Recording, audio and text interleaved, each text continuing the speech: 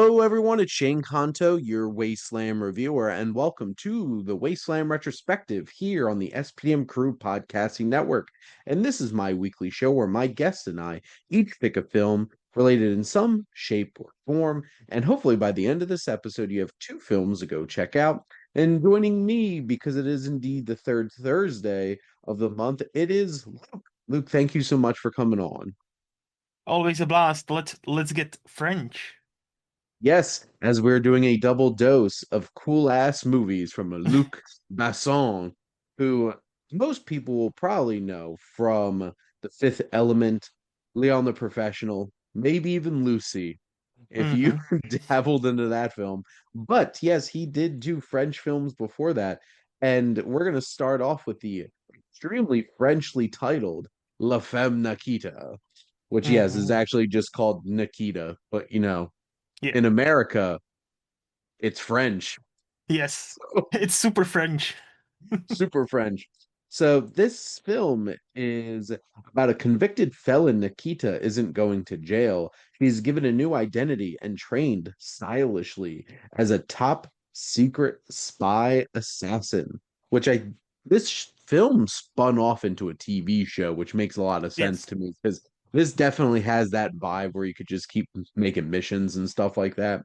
But hmm this stars Anne Parallel, and this film has a couple other familiar faces, including Jean Reno, who, Yes. just casually pops up in like half of Luc Besson's movies. And Pecky Cario, who I know from The Patriot, starring Mel hmm Gibson, where he played the Frenchman who's there to help him out. Um, he was also in Goldeneye, which is very interesting because Luke, do you know the one like very clear connection that this movie has with Goldeneye? Well, I guess him? Well, besides him, I don't think I know. No. Eric Serra, the composer. Oh. Okay. Like it's Okay. very obvious that the same composer did all of Luc Besson's earlier films, including Leon the Professional, and then hmm went on to do Goldeneye because there's a lot of the Mm. same like motifs and stuff like that. Interesting fun facts. But Luke, what are Yeah. your general thoughts on Nikita? I really enjoyed myself. I thought so. I've written something along the lines in my letterbox review, right? How this movie not only spun off a TV show, it pretty much like created the entire genre of, hey, we give you a second chance and be a spy, except you're a woman, and Mhm. and it's basically like I don't know if this is the first, hey, this lady can kick ass, and we that's why we can train her to be a spy movie. Probably not the first, but it's definitely one that like popularized it. So we have all the movies from like Atomic Blonde to Ballerina to like again name a movie with a kick-ass female that hey you have a second choice here in your life and you can kill people for us or it's not even straight to jail you're just dead we're just gonna unalive you as the younger Mhm. as the youngins would say and I thought it's still holds up so fucking well. I think what surprised me most is there's not that much action. Mhm. Whereas it's very character oriented. This movie is based very deliberately, where it's like from today's perspective it can feel slow, but like if you look into that you're like oh wait, they are taking their time, they are establishing her as a character, they're establishing what she's going through. I really enjoyed it. I really had a good time, and I didn't know about the soundtrack connection, but I thought the soundtrack is fucking ace. I thought Yeah. there was such a vibe that added to on top of that already kind of cool movie. And of course, Jean Reno and Victor the Cleaner. He just shows Yeah. up, and you Like it's remember, Leon. him. Like he only is there for about 15 minutes, 10 Yeah. maybe. But you will remember Jean Reno in this movie, not because it's Jean Reno, but it's just Victor the Cleaner, and he just he cleans. What about you, Shane? What did you think? I thought this was really this is like outside of Steven Soderbergh, like this is Hmm. cool. This is Yes, cool yes. cinema. This is a cool ass movie. And it's all the vibes. Luc Besson just has a very specific vibe. Hmm. And it's very interesting because it feels like it's basically pre Fifth Element is all this very like sleek, intense, action-oriented cinema that he Hmm. did a lot.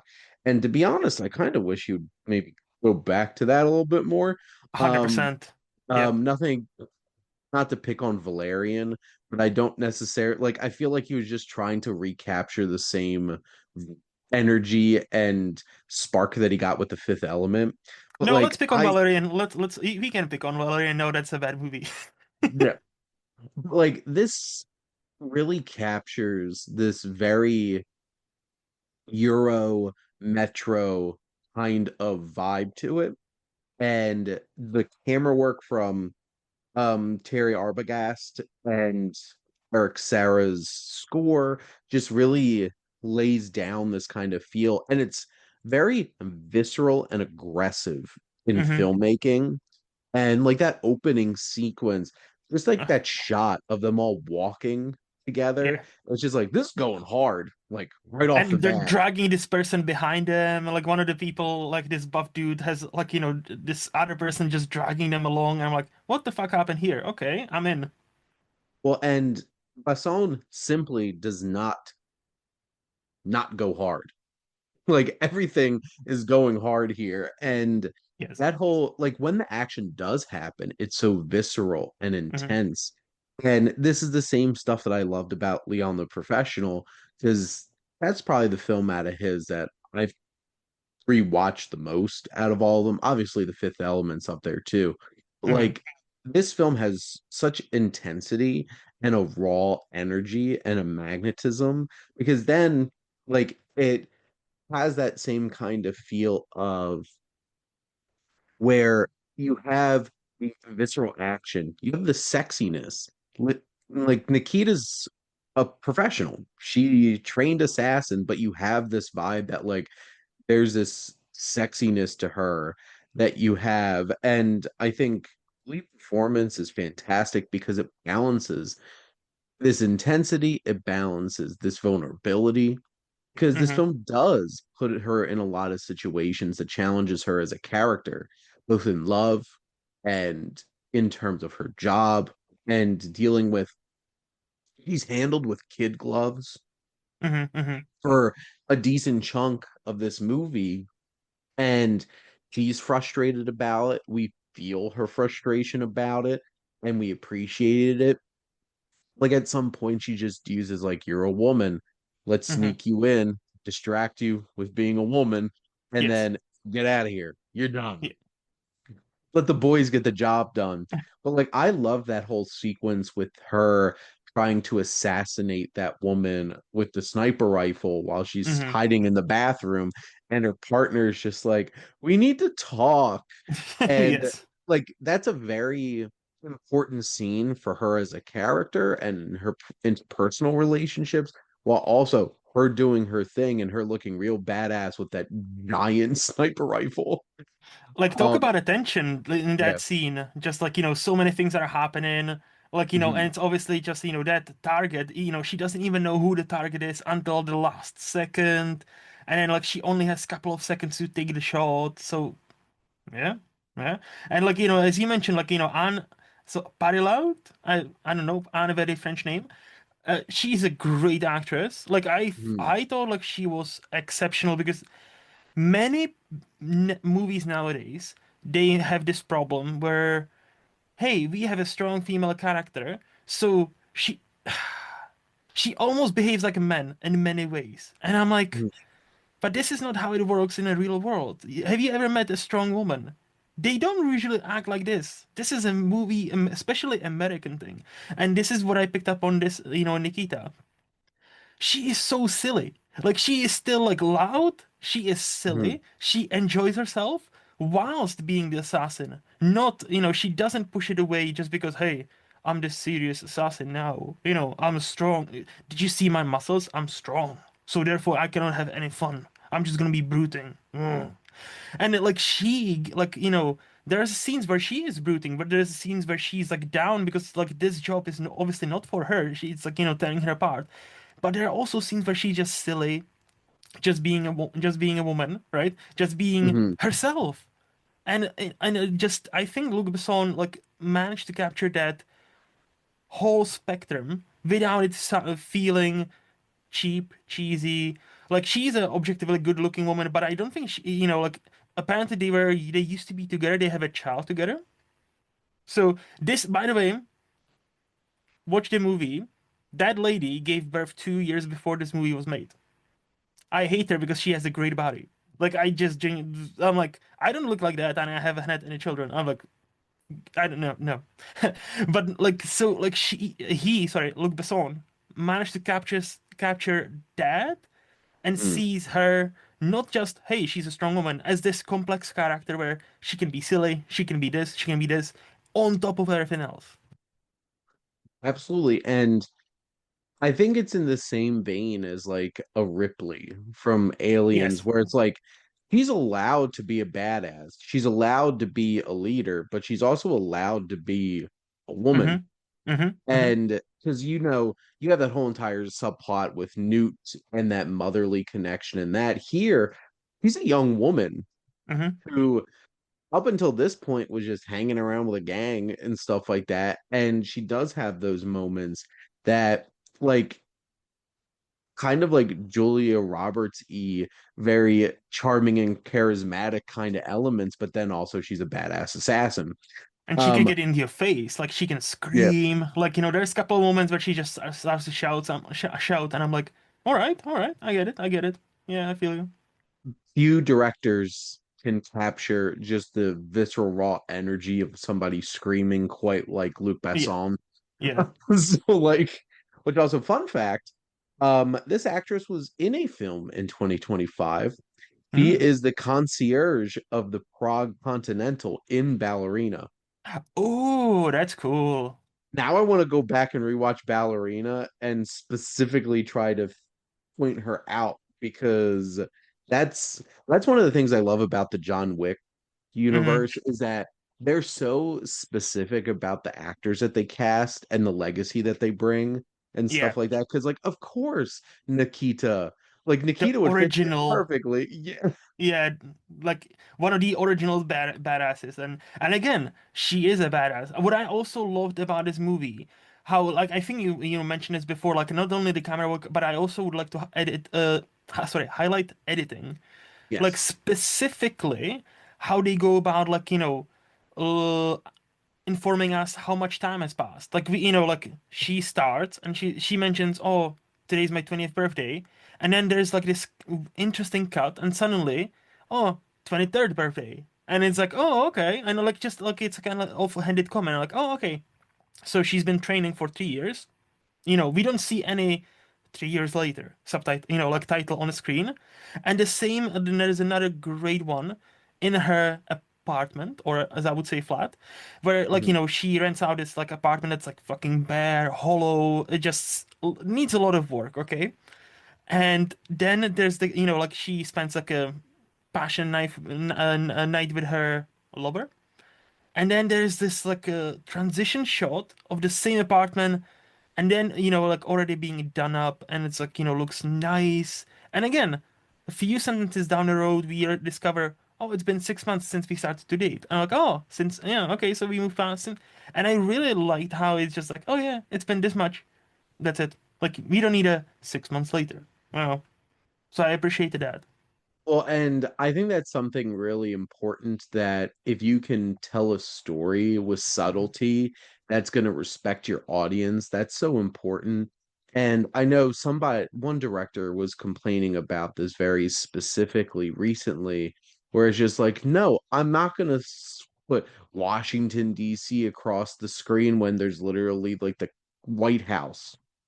Or Like, like London when you have like the Big Ben and the fucking wheel, right? Like yeah, everybody knows that's at London, the right? Ferris wheel is just like, we get it. Yes, yes. You don't have to be that way. And yeah, the subtlety like that, this really sharp film.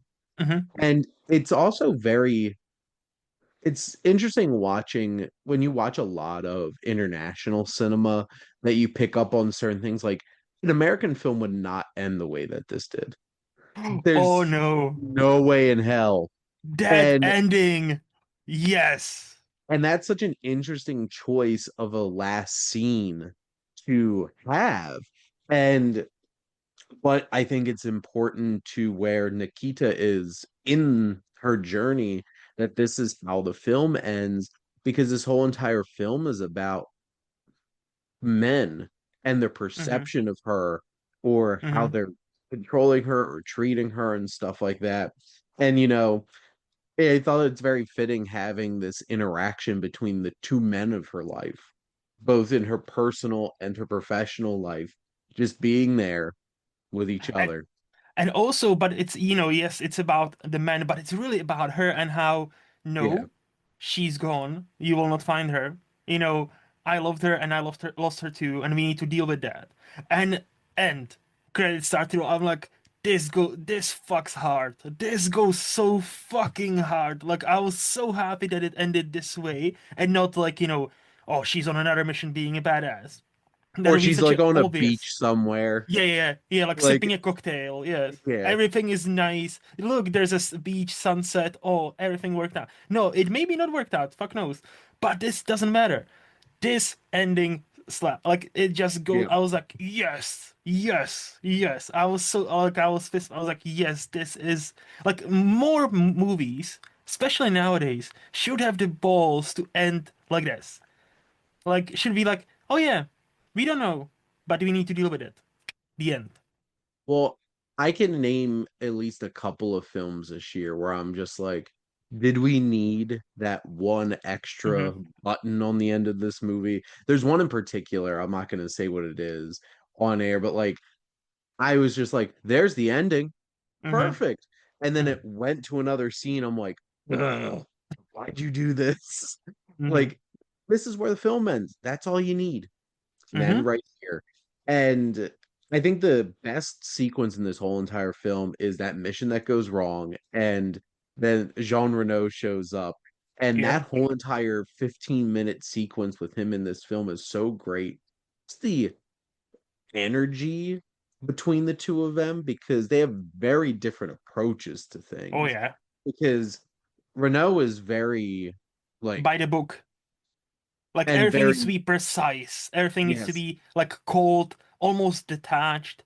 And even in see, calculating. but and even in that scene, right? Like she has like this like a mini breakdown where it's just Yes. like, oh fuck this, like I cannot deal with this. I cannot.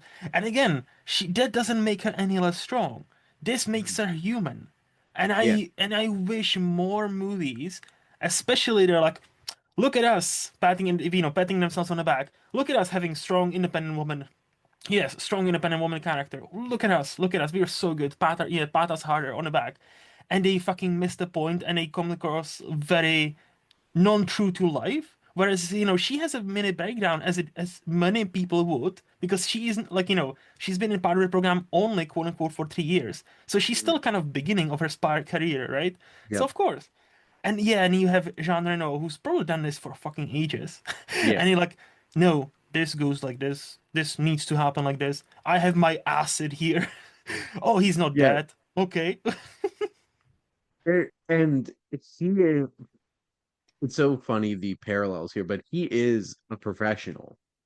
Like Mm-hmm. he does his thing, he knows what he's doing, and you better listen to him. And that's his approach to things. He's Mm-hmm. like the wolf from Pulp Fiction. It's just like, pretty please, with sugar on top, they'll go clean out that from car. And it's just like that he's coming in, you better listen to this man because Yep. he's there because you messed up. Yep. Yep. Yep. And that sequence is intense, it's shocking. Um, there's so many moments where you're just like, is something else bad gonna happen? You have shootouts, you have all of this stuff. And this film, like to your point, even though it doesn't have a ton of action, when it does have action, it's great. It's Mm-hmm. intense, it's Mm-hmm. thrilling, it's engaging. But I guess, Luke, did you have anything else that you want to add about Nikita? The only other point that I just thought of, I also like how again, nowadays, oh, the husband doesn't know or the boyfriend doesn't know, and it's a total surprise that, his woman is this super badass killer. And he tells her, "Oh, I knew, like, I knew for a long time. I knew you're not working in a hospital. Like, I've noticed these things." Like, so he's an idiot. And I'm like, yeah, Yeah. like if you live with somebody and he lives with her, like there's gonna be a few times where like, the fuck? Like, hospital all the time? All the time? Really? Like, and then you go check on her and stuff. So, like, I like that aspect when, when they have the heart to heart towards the end. And basically, he tells her, like, "Oh yeah, I knew." And they had again, it's a character-driven movie. Hmm. And on top of that, it's a movie about assassin. And just it meshes so well. Yes, it might be not the most action movie you'll ever see, but I think it's still in the genre it started to an extent. I think it's still at the very top. Like, this must be like the top three of this specific genre. Hey, you fucked up, so you can either die, or you can spend your life in prison, or you can come work for us, for the government. Hmm. So yeah. Well, and I think it's like that. It's very much like that Neo. Like it's like I don't know if it's quite noirish, but like it has that kind of Mm-hmm. vibe, that intensity, and that sense of danger about it. Mm-hmm. This film has a sense of danger. It doesn't Yes. need nonstop action to make you feel like there's consequences here, and people might wind up dead Oh along the way. yes. But this is such a great film. Mm-hmm. This has been one that, you know what, to be honest, for some reason I kept getting this and um Femme Fatale mixed up. That's a De Palma film, Yeah, that's isn't the it? Bama. With Rebecca Romaine And Antonio and Banderas. Antonio Banderas. I'll watch anything with Antonio Banderas. Yeah, he's awesome. But this is such a cool film, and we got another cool film that Mm-hmm. came out before this, which is 1985's Subway. Eat Fresh. But this film is from writer director Luc Besson, starring Lord Raiden himself, Christopher Lambert, and also McLeod, obviously from Highlander, which is probably where most people know him from. Mm-hmm. Um, and you even have a little Jean Reno in there, Yes. and Isabelle Adjani, who she is sexy as hell in And a this movie. great actress. And a Yes. great actress on top of that. Yes. Yes. And this film on improvising a burglary at a shady tycoon's home, Fred takes refuge in the hip and surreal universe of the Paris Metro and encounters its assorted denizens, the tycoon's henchmen, and his disenchanted young wife. And this film certainly is um that sleek Euro Metro kind of vibe too. Like this definitely walked so that Nikita could run afterwards. But Yes. I guess, Luke, what are your general thoughts on Subway? I am in a very solid, like, liked it camp because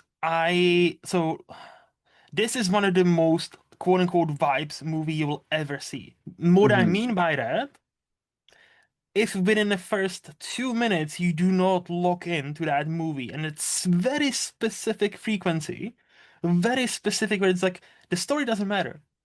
You can almost say there's no story, right? Like, yeah, like he stole some documents. We never know what the fucking documents are, but it doesn't matter. Oh yeah, and we spend like 90% at this subway. Why? Well, fuck you, because that's why. Like Luc Besson had an idea about Subway. Okay, he once rode a Subway, like as a young fella, and he was like, "Hey, that'll be kind of cool if there's a secret society of and there's a band playing, right? Yes. Okay, let's make a movie about it." And this is such a random fucking movie with random scenes, it's hard not to like. It's and again, Christopher Lambert. It's like his hair is aggressively blonde. I'm like, wow, this is like a peak Euro trash, like hairstyle. Like, and I can Yeah. say it because I'm a European. Like this is peak Eurotrash. I'm like, yes, like he could join like a m- not even metal, like a dance, like wannabe kind of like techno, like a band from like 86 to 99, like where they had all the Competed at Eurovision. yes, yes, like they would have all the fucking hits throughout Europe, and Americans would be like, "What are you listening to? What the fuck is this? What is this trash? Oh, that's a Eurotrash." Yeah, I mean, yeah. No, like this movie is total vibe, and if you look into it, you will you can have a good time. What about did you look into it, Shane? What did you think?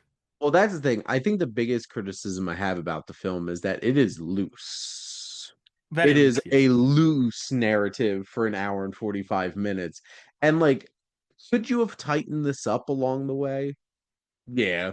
But like this film is so much more concerned about character, developing these two main characters with Fred and Elena and their whole dynamic with each other Mm-hmm. and the will they, won't they?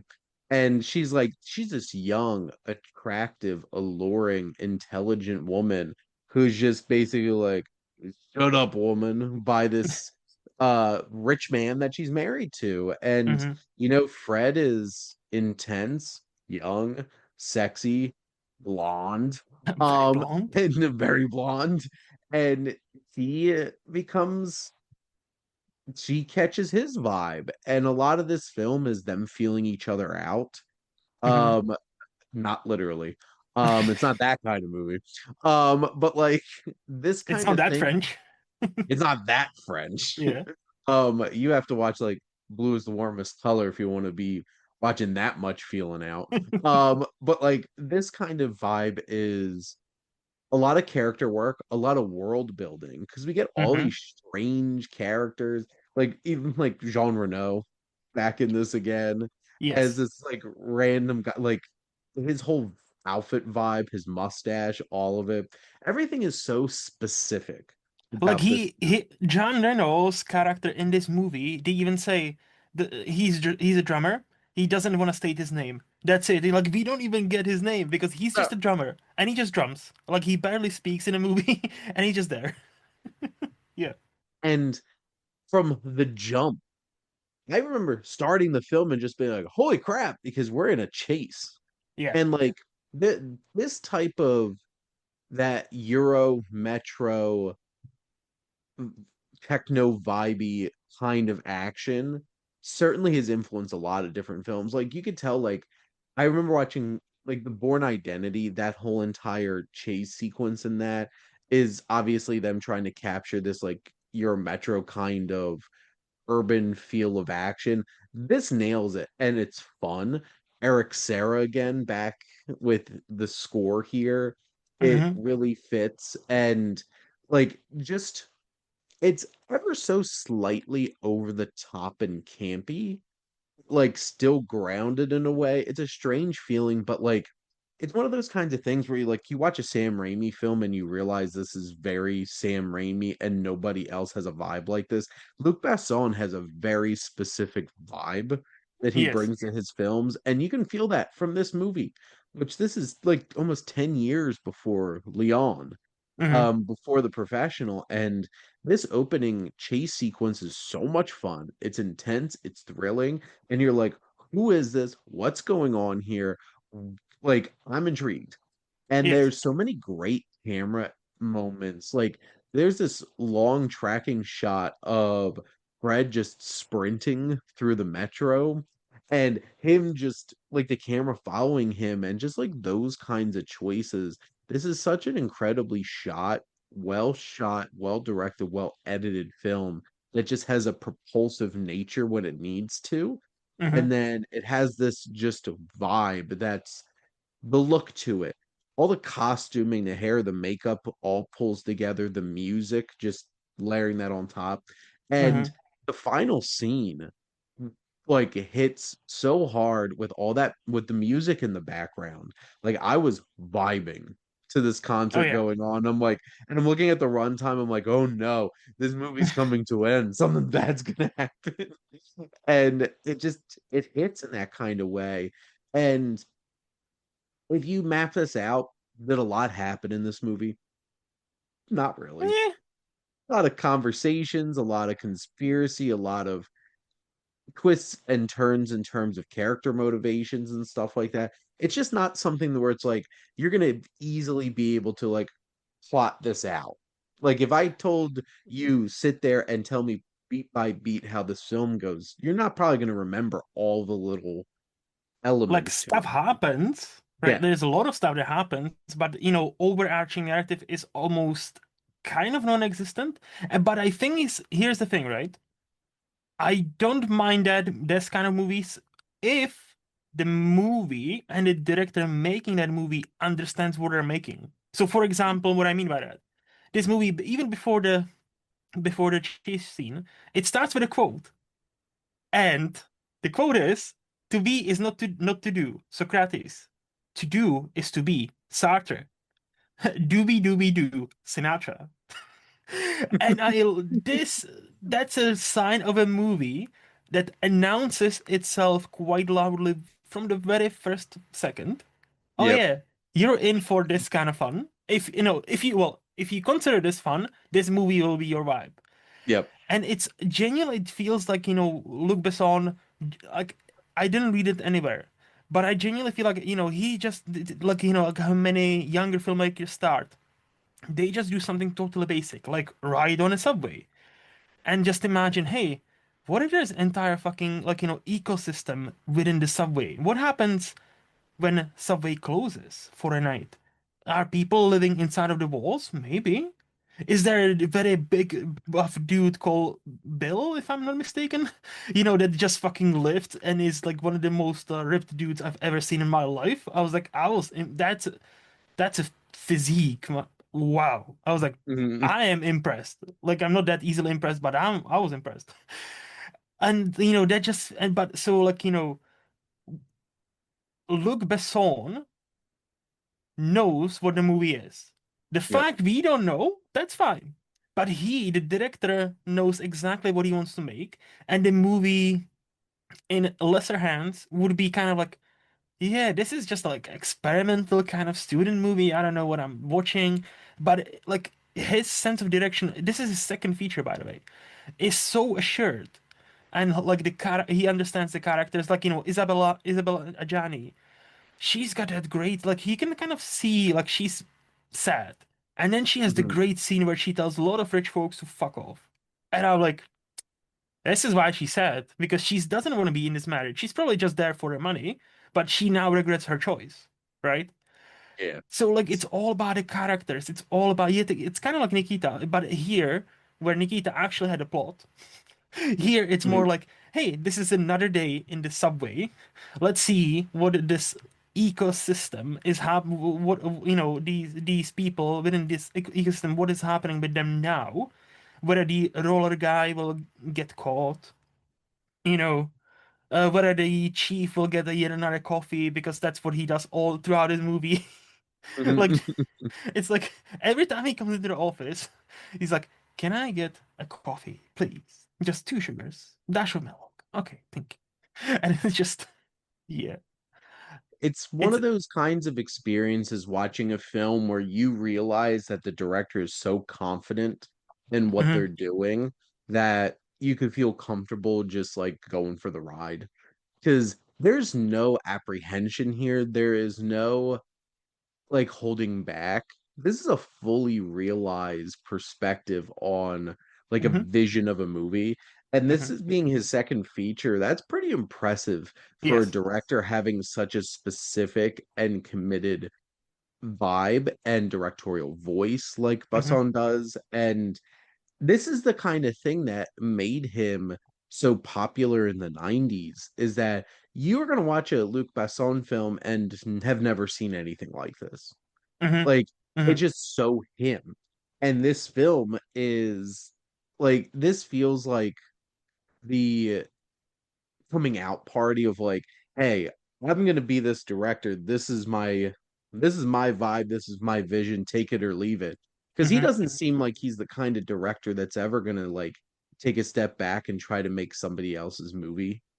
Like No. he still makes films, which I just saw that he's supposed to have two films in 2025, including a new Dracula film starring Caleb Landry Jones and Christoph Waltz, with Caleb Landry Ooh. Jones as Dracula, Ooh, I which am is so intrigued. weird. Like his Yes. last film, Dog Man, with Caleb Landry Jones, was so specific and like Mhm, so like I respected it. I didn't love it, but I'm like, mhm. I have to give him credit, like, because nobody's gonna make a movie like this and just fully commit to Nope. this like this. And that's what I appreciate about what he does as a filmmaker. And this film is so much fun. It has so many vibes. And when you can have someone like Isabel Adjani who's just so alluring and just have such a presence anchoring your film down like Yep. this, and all of these odd strange, specific, idiosyncratic characters that Hmm. fill it out. You don't need the most structured narrative if you're having fun or you're being engaged with the what the characters are doing and what they're trying to accomplish on the screen. And I think Subway does that. Yes. It could have been a little tighter for Sure. me. Like it's such an interesting and engaging film, and it's so interesting watching this. I did watch this before Nikita, Hmm. and you can see where it's like, yep, we're setting up things here, and then Nikita just feels like fully realized like this Hmm. is Basson's filmmaking for sure. Yeah, like I two points. Like so Mhm. Isabella Angiani, like she is great. Like you talked about like having a presence with her. Like talk about presence. Like in her first scene of the movie, she comes to this okay looking subway dressed as if she's going to walk this fucking like, like on in Paris like fashion week. Like she Yeah. comes dressed to the nines and I'm like, "Oh, I see. Okay, I see." And yeah, talk about presence and her eyes. There's something about her eyes specifically where just like you want to drown in those. Mhm. It's so insane. And yet again, she's a amazing actress. Like she doesn't have that much to do here, but if you want to see how great she actually can be, we already talked about this movie on your previous show, Possession. Yeah. Oof. Like, there is a letterbox review that's like, oh, I cannot believe Isabel Adjani acting in that tunnel scene. And I'm like, yeah, I still remember the tunnel scene from Possession. And there's a lot of weird fucking things that happen in that movie. And you still Well, remember and that. that scene's so famous and Mm-hmm. so influential that they Mm-hmm. ran it back again in the first Omen with Mm-hmm. Nell Tiger Free. Mm-hmm. She did like the same exact kind of scene. I'm like, wait a minute. Because it is that impressive. And she's Yes. also in Nosferatu the Vampire Yes. from Werner Herzog. Yeah, she is. She Yep. is. And I have seen that. But yeah, also like what I would like to touch on with Subway, I really like the choice where if we hear music, like 90% of the time it's actually being played in a Yeah. scene. And I'm like, whether it's like a genre no and just like drums, so it kind of feels almost like Birdman-y in a way, like where it's like a lot of drumming, Yeah. or where it's like a boombox with like this tape, or whether the movie stops for like 3 minutes and it gives us this beautiful song sang by this guy and like this band. I'm like, see, this is the perfect example. That scene in like middle 60% in the movie, the movie just stops and gives us this almost like a video of this dude just singing this beautiful song in English. And I'm like, did we need that? No. Did I love it? Absolutely. Like Yeah. lot and this I think this is the movie in a nutshell. There's a lot of things happening. Did we actually need this? Not really. But am I somehow vibing with most of these choices? Absolutely. Like I have this movie also on a Blu-ray. I'm not gonna give it away. I'm not gonna sell it. I'm gonna keep it. I'm gonna keep because I can see myself rewatching this like at some point and yeah, just vibing with this heart because Luc Besson and Isabella Adjani, yeah, what's not to love? Absolutely. And fun fact, Eric Serra, the composer of the film, is the bass player in the band that Oh, pops up because he's like actually in the film. that's cool. Um but no, this certainly is, and this is an interesting stark contrast to a film we talked about on the watch list Hmm. of, you know, Michael Cimino's Heaven's Gate, where it's like, did we need this scene? No, we didn't. This could have been gone. Yeah. This is the kind of film where it's just like, is it a bit too loose? Maybe. But like I'm vibing with the scenes that we do have, so that's what makes it engaging and interesting. And what Like, helps this isn't 4 hours long, Shane. What helps correct. is This is an hour and 45 minutes. yes. Like this probably could have been leaned out to 90 minutes, but Sure. like I'm enjoying the vibes too much. So Hmm. that's the thing. If you feel the vibes of this movie, you're gonna just enjoy the ride. And I Hmm. enjoyed the ride all the Hmm. way up uh, to its Heartbreaking end. ending. Yep. This is there's tragedy in the subway. That's Oh yes. exactly what's coming your way. There you go. I just soused that. You could enjoy that. Well, Luke, do you have any other thoughts on Subway? No, I think I said everything. Luc Besson is definitely one I need to go back and go through most of his movies because that dude. He doesn't hit all the time, Hmm. but everything he does is at least intriguing enough. Or everything I've seen of his so far.